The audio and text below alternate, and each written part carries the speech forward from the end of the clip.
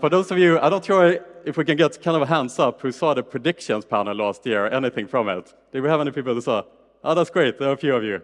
So you guys will remember that this panel, it caused a lot of stir on the public markets here. There was a lot of kind of news and media that came from this panel, and so it was only natural to us to do a repeat of this panel today. But you will also know, if you were here last year, that the panel was moderated by Todd Haushalter. This year, I'm trying to fill in these very big shoes of Todd, who is unfortunately not here today. But still, the panel is intact from last year. So I would like to welcome to stage Tim Heath, the general partner of YOLO, and Robin Reed, the CEO and founder of HappyHour.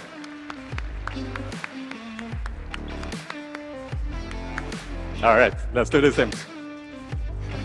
Thank you. All right, let's do it. Let's do it, Robin. All right, guys. Let's see what markets we're going to move today. However, before we start, I mentioned here that I'm going to do my best to fill these very big shoes in the absence of Todd. But it is not iGaming Next without something to be said from Todd. So we're going to start today. We have a special message from Todd to begin this panel today. So if we can show this video on screen, let's start off on a high note. Hello, my friends and leaders of the iGaming industry. I'm so sorry I can't be there right now because last year we had so much fun doing the predictions with Robin and Tim, and it takes courage to make predictions. And last year we got some zingers. Tim said that there was going to be a mass exodus from Curacao. He said that Europe was in trouble, and he called this the era of the Twitch streamer, and that no matter what, despite the shutdown, the content would find a way. And boy, was he right about that. Robin said, buy Evolution stock. Good call. He also said Evolution was going to buy Light & Wonder. And all kinds of other fun stuff, like European operators are in trouble, and all sorts of other interesting things. There's so much going on right now.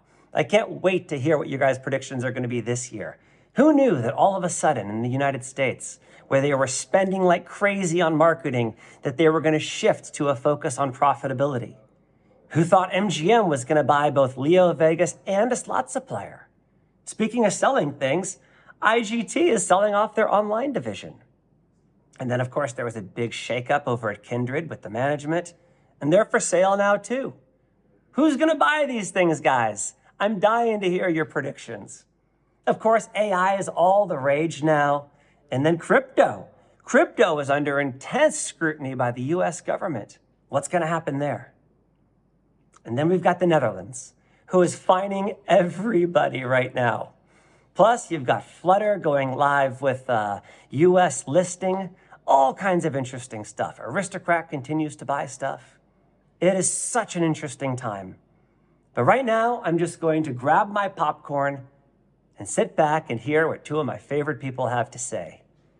Over to you, boys. All right. Thank you so much, Todd. So before we kick into the panel today and we talk about kind of the prediction of the future, I want to start of just looking back a little bit here. Predictions are difficult. And last year we made some pretty significant and interesting predictions. And so, Robin, to start off with you here, one of the predictions you made was that Evolution is gearing up to make a huge move. You pointed out it could potentially be Light & Wonder, and this caused a very big stir on the stock market. You moved the stock market and the share capitalization of Light & Wonder by almost 100 million euro that day. It increased 5%. So you could somewhat call yourself the Elon Musk of the iGaming industry, I suppose. But Robin, do you want to first to go back and kind of revisit the predictions you did last year, including the Evolution one? Do you still think it's going to happen? Yeah, thanks. It was a fun panel last year, and sort of the tradition we're creating is that we're going to do one of these panels every year, and that we will revisit those predictions to see how the next or how the previous 12 months have panned out. I made 6 predictions last year when I sort of recounted the video. The first one was which stock to buy. Evolution was at 890. Now it is at 1400 more or less, I think, thereabouts, yeah. So that one was pretty good. Did you follow your own advice? I won't disclose the personal financial information on stage, but Yeah, look, the second one I think I made was that we were asked which markets to invest in into Europe of the locally regulated markets, and I said a pig's country, Portugal, Italy, Greece, and Spain. I mean, these countries has been flying despite the financial turmoil, you're ranging from 20% increase, 30% increase, 40% increase. So I think that one was good. I also was a bit more gloomy in saying that the operators that are subscale in not only remote license market, but locally licensed markets will struggle. And we have seen management changes, layoffs, outright busts. And so I think that one is in the making. We talked about Aristocrat. I said that it will come online late with a vengeance. They did an acquisition of NeoGames, so I think that one came through. We had Las Vegas Sands. The question asked was, will they go online? I guess the right question to ask in hindsight was, will they go online B2C or B2B? Because now it's clear that they're launching a live dealer studio, at least in North America. So they might not be diving in yet, like I predicted, but at least for sure dipping their feet. So that one went in. Then I also got a question of name a prediction that is not very likely to happen, but if it happens, it will cause headlines. And I said that Evolution is gearing up to do a big move, and that my idea would be Light and Wonder. Now, since then, Light & Wonder obviously has traded up 20%. Their share price has increased. Evolution, we have just talked about, didn't happen. Now, I would still do it if I was Evolution, but I'm not. And those guys are smarter than me, so let's see what they have cooking. But I still think the very prospect of Evolution making a larger acquisition in the foreseeable future is even more likely. Perhaps it is personal romanticism. But I love that company. I think it is probably one of the most innovative companies in the iGaming industry. It is certainly one of the best companies in terms of execution. What they've done with the live space is just incredible. And for me, it would be amazing to see this fully integrated company between land-based and online. Imagine the game shows live in front of thousands of people in casinos on Times Square. Imagine all the innovation that can happen if you manage to see the whole customer life cycle through, from the first deposit in the cashier in the land-based casino all the way through to what you do online. Now, Evolution is growing strong. However, the stock has developed well, but I saw Paul Leyland, the analyst that is often iGaming Next, he called the last report underwhelming. I mean, live casino, 30% of the total iCasino, they're focused on that market. They're sort of maximizing that now. So I think at one stage they have to introduce new verticals to increase the TAM, or else they have to increase the category as a whole, but that's a longer game. So yeah, I still think that one, the jury is out on that one. Brilliant, brilliant, Robin. If I was a school teacher, I'll give you an A. I'll thank you. Right, Tim. I remember what I predicted last year.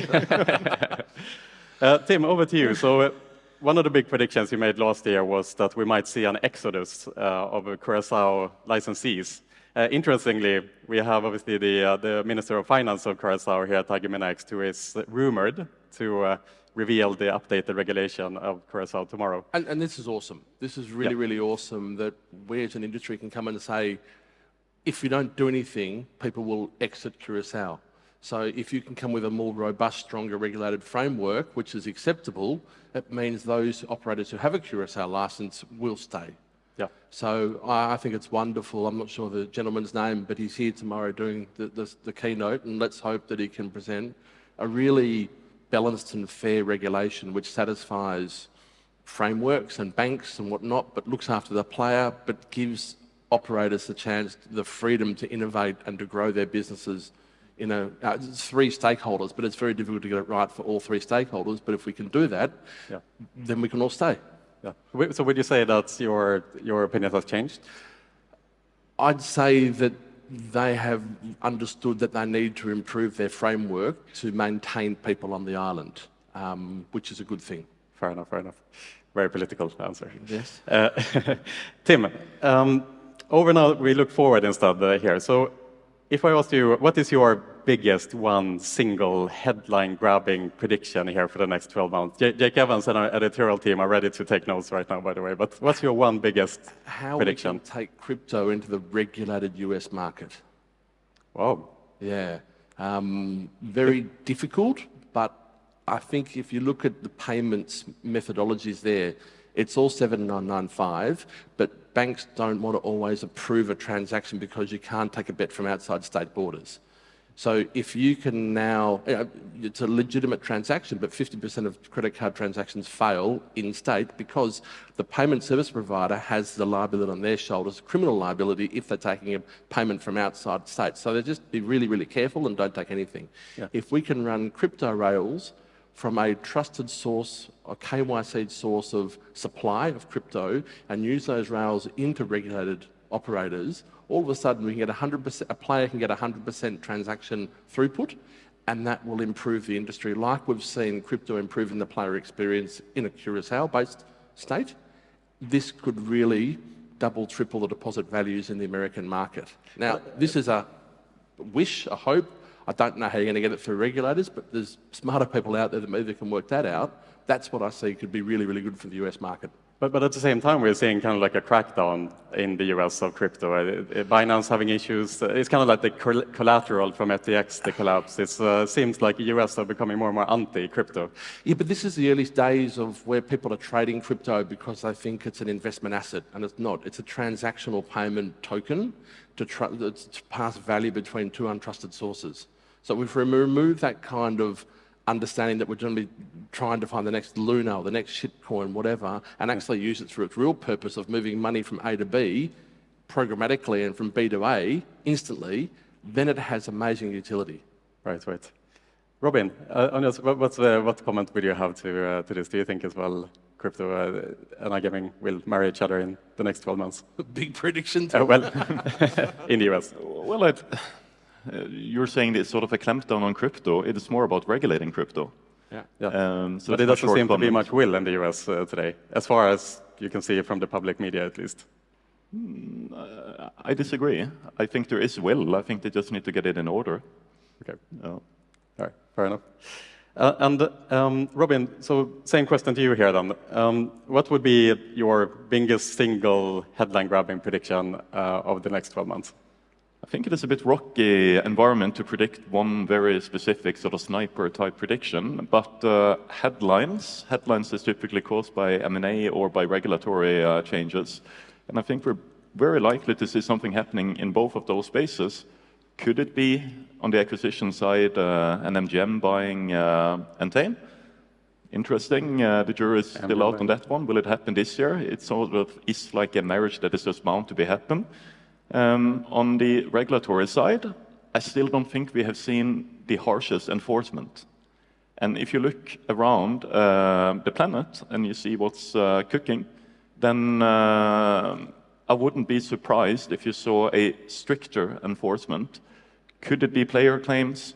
Could it be unregulated gaming in the United States? Could it be, something up that street, I think. I think regulators have been working together with the industry, but as more and more of the industry is regulated, and as they're getting that in order, I think they're going to look more into enforcement. Will it be this year? Will it be next year? Yeah. I think we're going to see tougher enforcement coming out of regulators. Interesting. And on that note, I get the feeling a little bit that there are two trends that are emerging right now in the industry, especially on the European side, where some operators, the major ones, are turning more towards regulation. They're becoming more regulated, and they are more and more avoiding the pre-regulated and gray space. However, many other operators, tier 2 and elsewise, are moving more towards the gray. So it's kind of like two kind of opposing forces that are taking place at the moment. Why do you think that is, Robin? And how do you think this will play out over the next 12 months? I think Tim has alluded to it in previous comments. I mean, regulation should be there to protect the player. Regulation should be there to create a framework in which end users thrive, and they're not always doing that. And once regulation becomes too much red tape, both in terms of customer journeys and operators, they obviously create a market for players that doesn't want to go through all of that hassle. And somebody will be there to serve the market. So I think regulators need to talk even more with the industry than they're currently doing. At the same time, obviously, there is big capital behind iGaming now, and it is important to be regulated. And those companies who are fully regulated, look at Entain now, 99%, they're becoming very large multi-billion companies, and so it's polarizing. They're getting more power, it's consolidating in the regulated space, while there is definitely a market on the unregulated side. Yeah, and Tim, I mean, you spoke about this last year, the difficulty in the European regulated environment now. How do you see this playing out? There's not many pre-regulated markets in Europe left at all. There's Finland, kind of Norway, kind of, I don't know where else. It's certainly not Netherlands, France, Italy, Spain, Portugal, Belgium, Romania, Estonia. So if I always believe you should have an ability to come to a market with a small operation with $1 million, as we're going to talk about it shortly. How do I bring a new business in with a great idea and bring that to fruition? We need to keep innovating to grow an economy. If the regulations are so difficult and so stringent, you need 3 floors of compliance to protect yourself from being fined, how is that encouraging innovation and growth? Which my job is to make the customer happy. If my customers are happy, I'm going to be all right in the long run. I think with all the regulation, it's not really there to promote and engage and encourage new business coming through. I just don't know where I would go in Europe at the moment. Now, to factor that, then you need to go and be an unregulated, pre-regulated grey market operator, work with affiliates, work with more dodgier PSPs, pay ridiculous fees, 8, 9, 10% in some markets in Europe, unbelievably. Guess where that comes off? It comes off the player experience. You run your slots at 92% because you've got to pay for compliance, KYC, payment processing, player claims out of Germany and Austria and whatnot. You're almost defending yourself as opposed to forgetting about the single sole focus of focusing on the customer experience. Right. I mean, in the US, for example, there's 4 operators that own, 85% of market share. It is an oligopoly in the regulated environment in the US. Is the same thing turning out to be the case in Europe? Well, how much in the US market is still run from offshore from Costa Rica? I'd like to know what that stat is. Is it a 60-40 split? So actually it's 85% of 35% is regulated. In the long run, no doubt, the regulated operators will win out. But not everyone's in here to create an Entain. Not everyone's in here to create a Bet365 or a Penn, Barstool, Penn Entertainment or whatnot. People want to do startups. People want to come with an idea and make it happen. I then look at the underdog fantasy and the pick'em and what they're doing in a market, in a highly regulated market, and how well they're doing just by doing DFS properly, which is nearly like gambling, or the sweepstakes. People always look for innovation around regulation. Right. But the answer is yes, Pierre, and at a much slower pace than in the US, though, due to cultural diversity and entry barriers in each market and so forth. But the answer is yes. I think we're moving towards a very consolidated industry in the long term. Right. But that means there's a shift between consolidated for operators, and how to say the word, but then you've got all these startups going sort of grey and quick and fast as they can, but it's whack the mole almost. And I agree, because it's not only the new entrants and the startups that is suffering in terms of making innovation, it's also the larger companies, right? Due to the need for consolidations, economy of scale, due to the need of meeting regulations. There is not much in it for the customer at the moment, is there? Yeah. That's a bit sad. So do you think when we return here and 12 months later, do you think that this kind of nuance between the white and the gray, kind of 2 different sides of the industry, will be more defined? Let's say, will we have operators and suppliers that are specifically working on one side and others on the other side? Do you think this is going to continue? Yes, and it will be further polarized, but there will still be bridges between them, because guess what? The tier 1 suppliers and operators, they still need innovation happening in that space. So there will certainly be bridges and the industry collaborating. It will just be a little bit awkward. Yeah. It's a challenging environment in many ways here in Europe, of course. If we were to, we have 11 minutes, 12 minutes here to go. We kind of turn the page back a little bit more specific predictions here for a little bit. If we were to point out one big winner in the online space in the next year, who would you point out, Tim?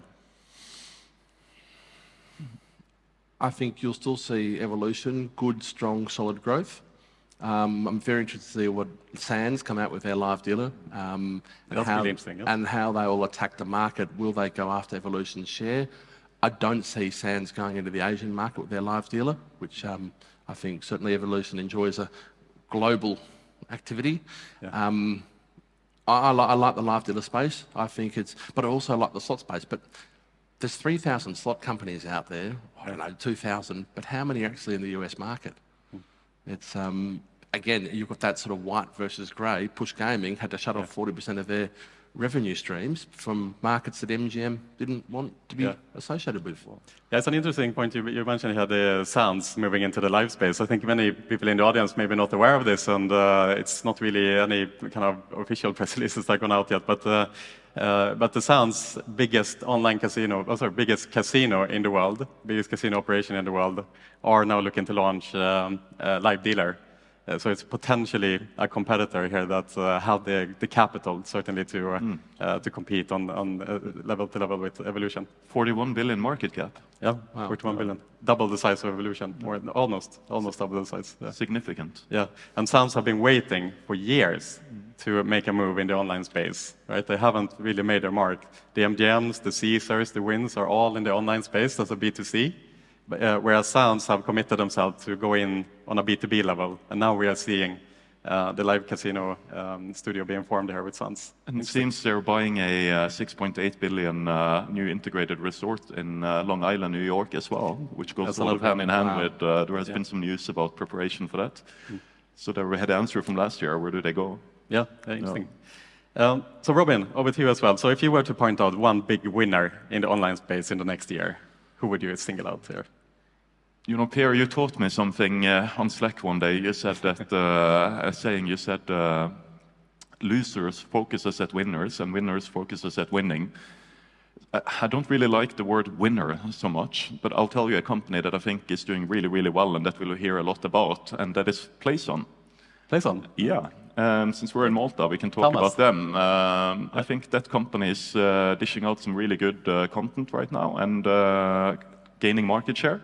And I think we're going to hear a lot more about them in sort of the wake of NetEnt, Pragmatic, Play and Go, Evolution, those type of top. I think they're on the way up there. Interesting. Yeah, if Thomas is in the audience here at PlayZone, he'll be happy to hear that for sure. If we turn the question around now then, Tim, so if we talk about kind of organizations that might struggle in the next year, would you point out anyone who has a difficult 12 months ahead here? I think it's the European operators who have operated in the Norway, Sweden, Finland, greater part of Europe that don't know, they're not ready to go fully Curacao crypto, as an example, or fully regulated Entain. We won't take bad action by 2024. If you're in the middle, it's an amazingly difficult decision to make right now. Which way do we go? And you can't keep a foot in both camps. Those type of companies, I think, will be faced with a very challenging decision.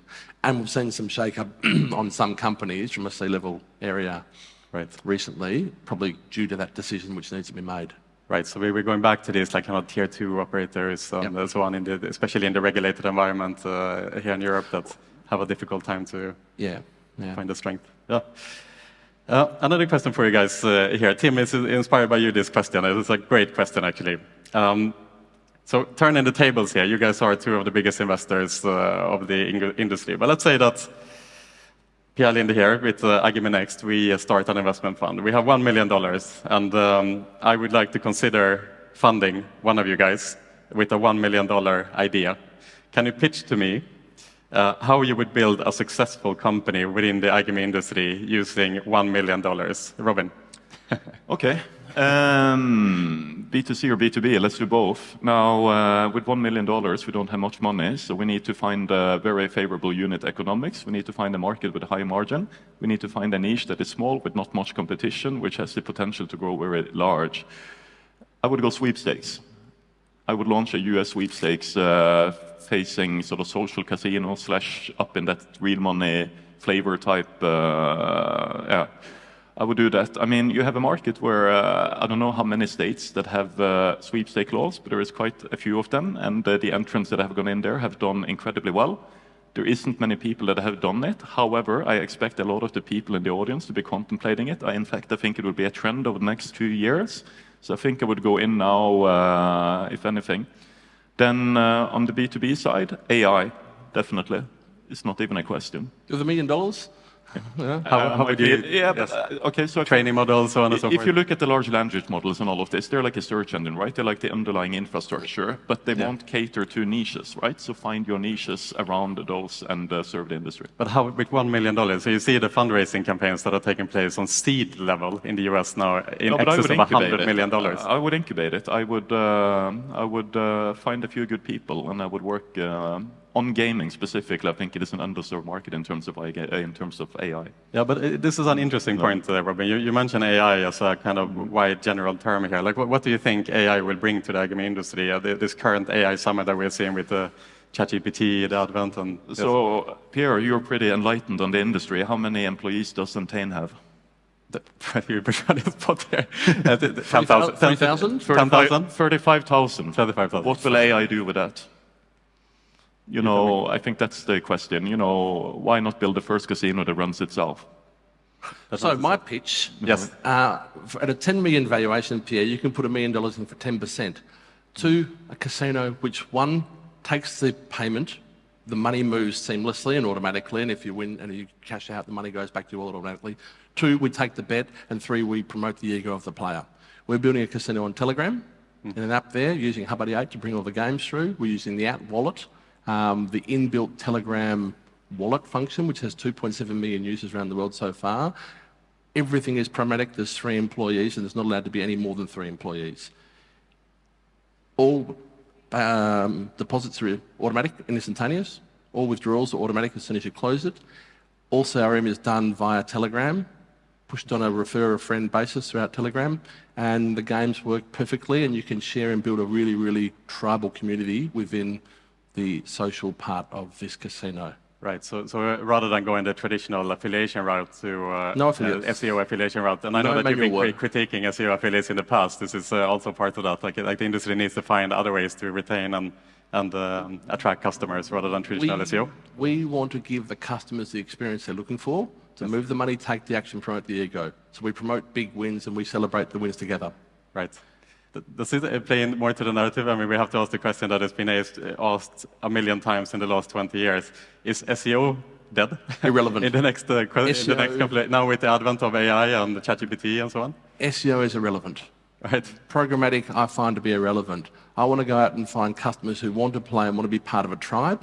Yep. And they want to play with their friends and make new friends. And if they've got 5 minutes at the bus stop, how do I open up a slot game and play, cash out? I don't even worry about moving the money anymore. It just happens seamlessly. Yeah, yeah. I don't want customer support agents. I want to use AI. Yeah. I don't want accountants. I want to do it all programmatically. Yeah. And I want it to grow itself from the ground up and build a brand. Interesting. So you can invest in @Whale Yeah. on Telegram at a 10 million valuation with $1 million. All right. You're very welcome. I'll take note here. Brilliant. I'll take note here. I'll come with my decision later on if you don't mind. But I'd like to just do a little show of hands here, a little survey today. On the note of ChatGPT, how many people here have used ChatGPT in the last 1 month? Show of hands. I'm also like putting up my hands there, by the way. Okay, so most people. How many people use it daily? Oh, wow, that's amazing. So Robin, on your side, Dan, I would love to ask the audience as well, but we don't have microphones here. But what do you use ChatGPT for daily? What everybody else is using it for. I don't write so much emails anymore. I don't write so much content anymore. You know, we had a session yesterday with the HappyHour team, and we were stuck on company values. We were going to word some new values. You know, normally we could have been stuck for like half an hour. Now we were stuck for 2 minutes. Yeah. And Tim, I mean, you did not put up your hand here, but do you believe, like in 12 months' time, do you see this still becoming? When I need to write something, when we need to write something, let's call it a slot game review in a different language, I'll go and use it. If I've taken notes, I'll drop the notes, I'll drop the text in there and say, summarize for me in 5 dot points, because that's what I can then post on Slack. Yeah. So I will use it, just I'm not using it every single day. Fair enough. You know what? It's very good for intelligence. You know, we're prompting ChatGPT, but what it's putting out is actually prompting you again. It makes you think. Yeah. And that I really like. I have a confession, guys, with all of you actually. The welcome speech that was just read here half an hour ago was proofread by ChatGPT. So, thank you so much, ChatGPT, for saving me some time. But it still came from the heart. Guys, we have 1 minute here, so I have some rapid-fire questions for you guys here, and I want to just quick answers now. So we will do one and one here, okay? First of all, will Las Vegas Sands disrupt evolution in the live casino space? Robin? No. No. Okay. The biggest winner on the stock market in the second half of 2023? Robin? Can't predict the biggest, but a winner will be Betsson. Betsson, interesting. Aristocrat. Aristocrat, right? Who will buy Kindred? Robin? Pass. Pass. Fair enough. we have a lot of Kindred staff here who is curious about that answer. It was a good try. I hope they will grow and not be acquired. I don't have anything that's holding me back here, right? So I'm going to say DraftKings. Okay, that's going to be my answer. I think DraftKings will look to expand into the European markets, just like MGM has been doing here lately. That will be my prediction. Okay. Okay, I'm going to start with Tim, with you. This is the expertise of your side. The price of Bitcoin at the end of 2023? 50 grand. 50 grand, okay. Yeah. Robin? Wouldn't dare comment. Okay. You know what the price of Bitcoin is? One Bitcoin's going to be equal to one Bitcoin. Yeah, that's it. One Bitcoin is one Bitcoin. That was the underlying question I was wondering. Very good. Will Kick.com beat Twitch? Beat is a big word, but it's certainly growing. And I have a lot of belief in that. Yeah. Fair enough. Is it sustainable, though? I mean, Kick, as a quick follow-up here, Kick are paying a lot less commissions to a lot more commissions and retaining. Is YouTube sustainable? Is Twitch itself sustainable in their model? They are not. I mean, Twitch is a losing company today. So maybe the Kick model is actually the right model for it to be. It's not like they need funding to do it. So yeah, interesting. Last but not least, which fund will first reach $1 billion asset under management, YOLO or HappyHour? Robin? You know what, let me answer that one. 15 years ago, Tim, you had Mucho Poker and we had Donker and we were running around this conference. Just look at you now, a yacht, one of the largest casino sportsbook in the world, house in Marbella. I mean, give it up for this man, what an amazing accomplishment. Come on, guys. Yeah. You know, I don't know if anyone will reach $1 billion, but what I do know is that if any one of us do, then it will be really, really good for the startup scene in iGaming. if either of us do, we'll celebrate very, very hard. On your boat. Absolutely. I think you're very right there. It's not who wins, it's actually the more return we can bring. I think Robert and I want to just keep investing and disrupting the shit out of everything. That's what drives us every single day. It's not about how much. Never focus on the money. Focus on the customer, the player. Enjoy yourself, and it will naturally come. Absolutely. And work with great people. Yeah. I mean, we work with some incredible people. That's part of the journey for me. Absolutely. Making the industry better at the end of the day, both of you guys. Thank you so much for a fantastic discussion. I hope I was able to fill these big shoes of our friend Todd here today. It's been great. And to the audience, we wish you a great rest of the conference. Thank you so much. Thank you. Great. That was great. Awesome. Thank you.